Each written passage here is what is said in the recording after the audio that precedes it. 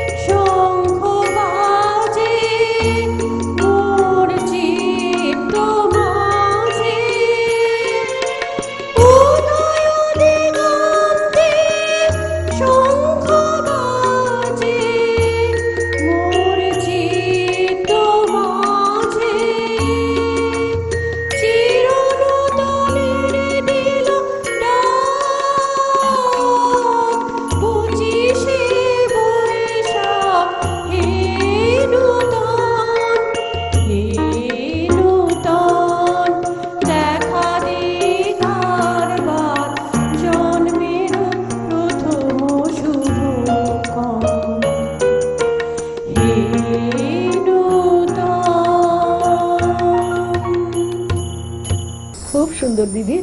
আমাদের দাদা অনেক ধন্যবাদ। করতালি দিচ্ছেন তোমার গানের পরে। ধন্যবাদ দাদা। খুব সুন্দর হয়েছে, খুব সুন্দর হয়েছে সত্যি। আর এই 25শে বৈশাখ বোধহয় আমাদের প্রতি বছরই নতুন রূপে ধরা দেয়, প্রতিটি বছর, তাই না কি দিদি? একদম। চলো তোমার পরের গান।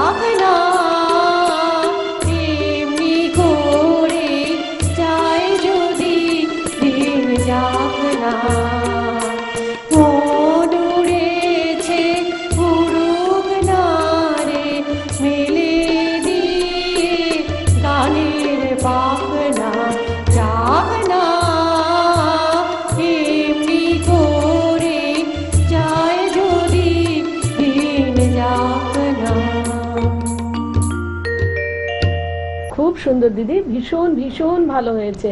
আর সত্যই তো এমন করে যদি গানে গানে আমাদের দিন কাটে তা তো ভারী সুন্দর। আর তা যদি রবি ঠাকুরের গান হয় তা একেবারে মনোরম হয়ে ওঠে। নিশ্চয়ই, একেবারে। আর সুচেন্দ্রিকা দি দেখো 1913-এ কবিগুরু নোবেল পুরস্কার পেলেন 52 বছর বয়সে।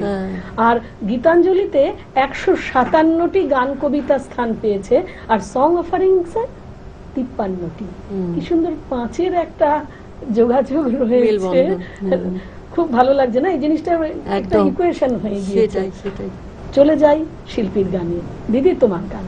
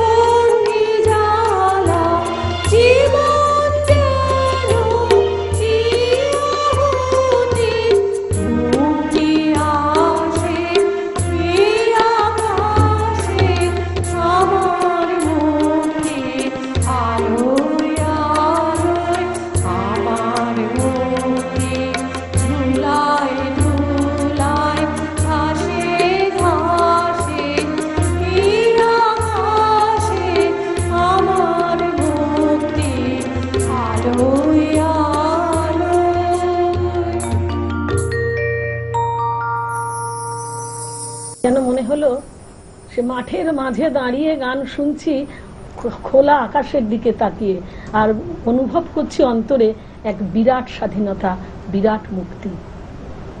এই না হলে রবি ঠাকুর, যার গান শুনলে এক এক সময় এক এক অনুভূতি।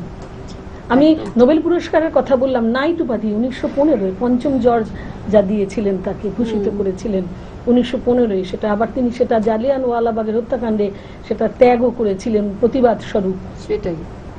তোমার পরের গানে যাব, তার আগে শুনবো দিদি, তোমার তো এখন যেহেতু কবিপক্ষ, আমরা রবীন্দ্রনাথেই থাকবো, তাকেই স্মরণ করব। তুমি রবীন্দ্রসঙ্গীতের বাইরে অন্যান্য সঙ্গীত হ্যাঁ গাই, গাও? গাই আধুনিক গান, আধুনিক নজরুল গীতি। নজরুল গীতি। আচ্ছা, আসছেও তো কাজী নজরুলকেও তো স্মরণ করার দিন আমাদের আসছে সামনে, জ্যৈষ্ঠ মাস। বৈশাখ শেষ হলেই ভক্তিমূলক গান, ভক্তি গীতিও গাও, মানে বৈশাখ শেষ হলেই আমরা জ্যৈষ্ঠ মাসে কাজী নজরুল তার জন্ম মাস পাবো আমরা। একদম। আর তোমার পরিবারে আর কেউ কি সঙ্গীতের সাথে রয়েছে? আর কেউ সঙ্গীতের সাথে বলতে, মেয়ে তো নাচ শেখে। আচ্ছা, হ্যাঁ, তো আর কি ওটাও একটা সঙ্গীতেরই একটা অঙ্গ, একটা কলা, প্রশিক্ষণ কলার একটি কলা নৃত্য। আর সঙ্গীতের সঙ্গে যুক্ত বলতে আমি আর তুমি একা। আর সাপোর্ট কেমন হাজবেন্ডের? হাজবেন্ডের একদমই খুব সাপোর্ট আছে, খুব সাপোর্ট আছে। আর উনি সাথে আসেন যখন? হ্যাঁ, মাঝে মাঝে আসে, খুব পছন্দও করে। বাহ বাহ, সময় মানে সঙ্গীত, ঘর সংসারের ফাঁকে সময় পেলে হাজব্যান্ডকে একটু গান শোনাবে আর শেখাবে, দেখবে তুমিও তখন, উনিও তখন তোমার সাথে সাথে এক মঞ্চে সঙ্গীত পরিবেশন করবে। চলো তোমার পরের গানে যাব। হ্যাঁ চল।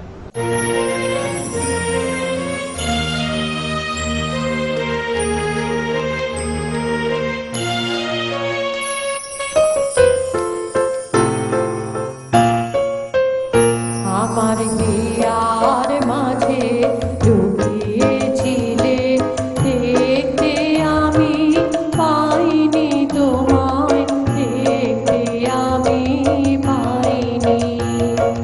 বাহির পানে চোখ মেলেছি, বাহির পানে আমার হৃদয় পানে চাইনি, আমার হিয়ার মাঝে লুকিয়েছিলে, দেখতে আমি পাইনি তোমায়, দেখতে আমি পাইনি। আমার হিয়ার মাঝে লুকিয়েছিলে।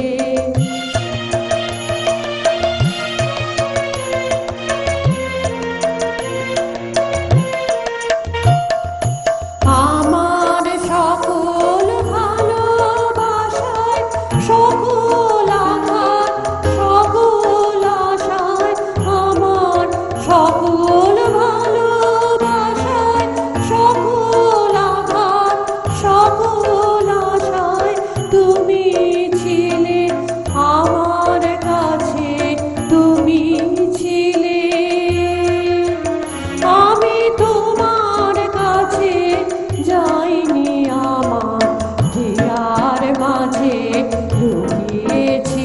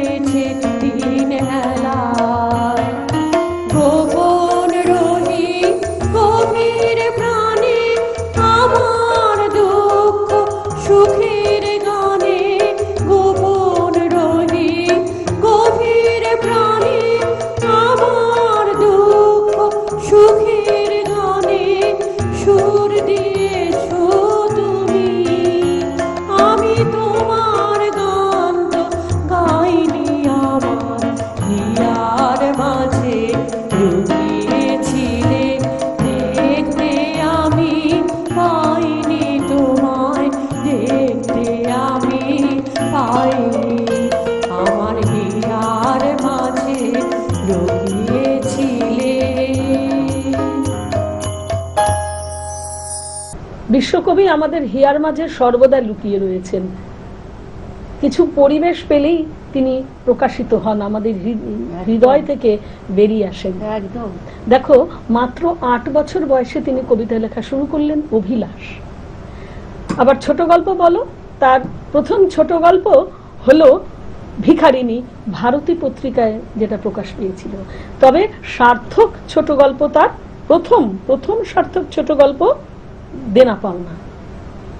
আবার উপন্যাসের দিকে বললে তার প্রথম সার্থক উপন্যাস ঘরে বাইরে। এরকমই নাটকের কথা যদি ভাবি, প্রথম না হলেও তার স্ত্রীচরিত্র বর্জিত নাটক হলো চিরকুমার সভা। মানে কোন দিকে তাকাবে, যেদিক তাকাবে সেই আমাদের হিয়ার মাঝেই তিনি রয়েছেন। একদম। দিদি, তোমাকে অনেক অনেক ভালোবাসা। আজকের এই সুন্দর দিনে তুমি এসে আমাদের সুরে সুরে একেবারে মাতিয়ে দিয়েছো। ধন্যবাদ দিদি। তোমায়ও ধন্যবাদ জানাচ্ছি একরাশ। পাশাপাশি ধন্যবাদ জানাই আমাদের সঙ্গীত শিল্পীদের, ধন্যবাদ জানাই এই চ্যানেলকে, চ্যানেল ভিশনকে, ধন্যবাদ জানাই শামসের মল্লিককে, ধন্যবাদ জানাই, ভালোবাসা জানাই আপনাদের। দিদি, ভীষণ ভীষণ সুন্দর তোমার নিবেদন। তোমাকে এসো ছোট ছোট কয়েকটি সম্মাননা দিয়ে সম্মানিত করি।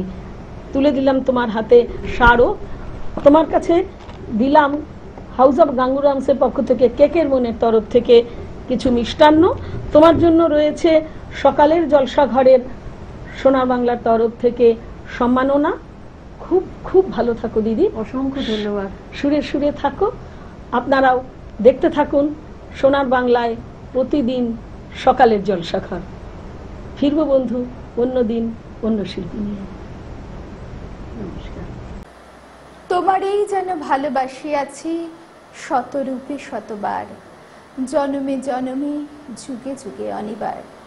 নমস্কার, আমি রিমা, আপনাদের বন্ধু।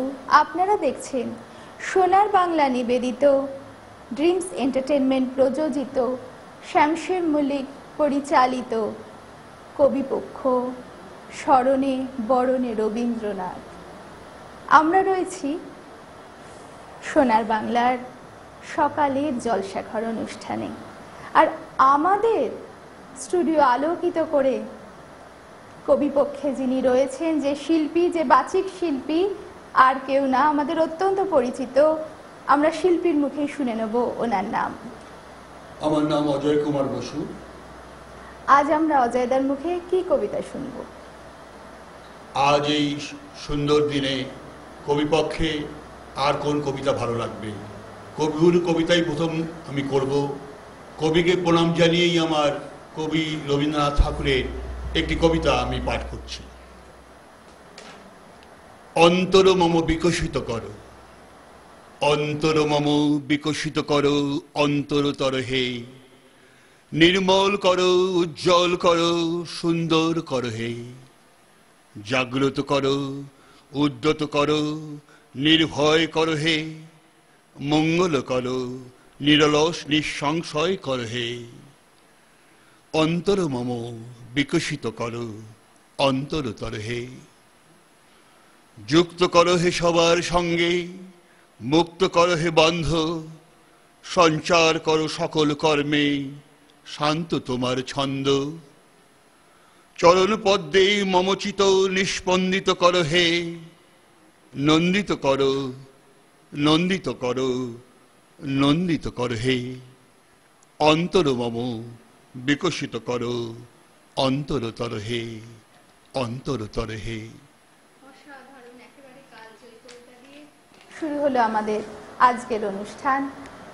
অসাধারণ কণ্ঠ দাদার। আরেকটি কবিতা বড্ড শুনতে ইচ্ছা করছে। পরবর্তী কবিতা কি? পরবর্তী কবিতা কবিগুরুকে শ্রদ্ধা জানিয়ে তারই প্রতি লেখা আমার এই কবিতাটি আপনারা শুনুন।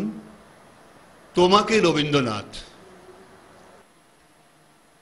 কবিপক্ষে যে কলমটি উপহার দিলে তুমি আজ, তা দিয়ে প্রথম যাকে লিখব সে হলো আর কেউ নয়, তুমি, তুমি, তুমি আমার রবীন্দ্রনাথ।